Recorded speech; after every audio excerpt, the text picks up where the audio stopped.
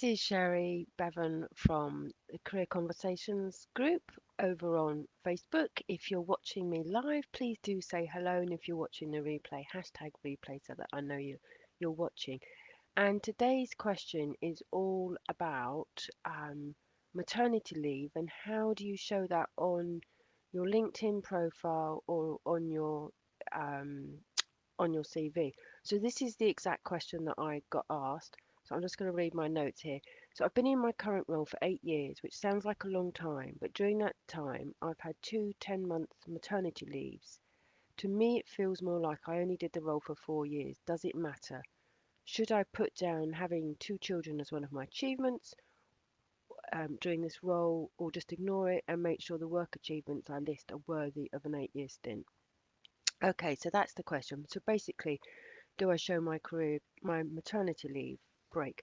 So my perspective on this is if you were technically employed by that employer for those 8 years, no matter whether you took maternity leave, you're still employed by that employer, so just show it as one 8-year stint. As for whether or not to show your children as being some of your achievements, no, no, because I run a coaching practice called The Confident Mother. In my spare time, I support women with breastfeeding in those early days after birth. So it's not that I'm against having children or, taking maternity leave or anything like that. But from a professional career work perspective, your children are irrelevant.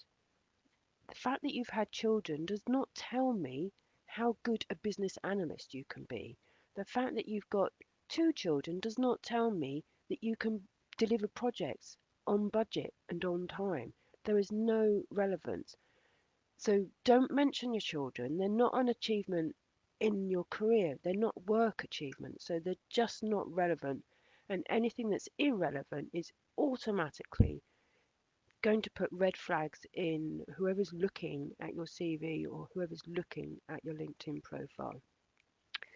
So if it's all one leave, sorry, if it's all one stint in that employer, so if it's, you've worked for 8 years and you happen to have taken two maternity leaves in that time, you don't need to show it any differently than anybody else who's worked for the same company for 8 years and maybe had to take 6 months off because they got super sick or super ill. Sorry, of course I had to cough at that point. I've had a stinking cold the past few days. So, and then coming to the other point, do I need to make sure my achievements are worthy of an 8-year stint? Nobody's LinkedIn profile or CV is going to list every single achievement that they've accomplished over those 8 years. The whole point of your CV and your LinkedIn profile is to draw out the highlights, the things that are particularly significant, the things that, from your point of view, what can you quantify?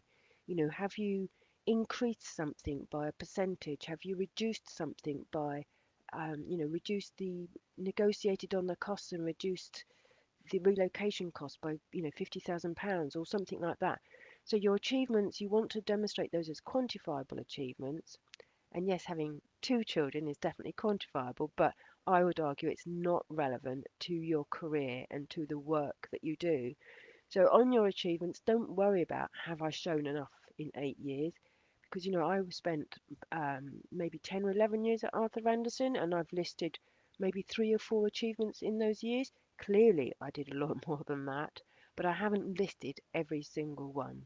So hopefully that's answered that question today about how to deal with your maternity leave on your CV or on your LinkedIn profile.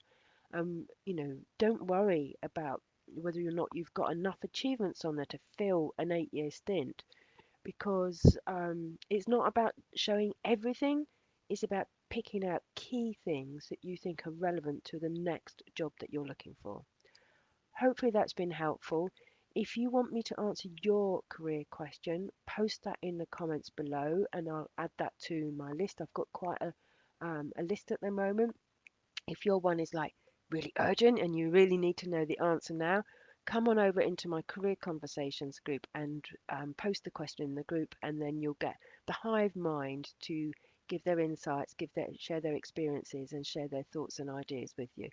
Hopefully that's been useful. This You've been listening to Sherry Bevan at the Career Conversations group. Thanks.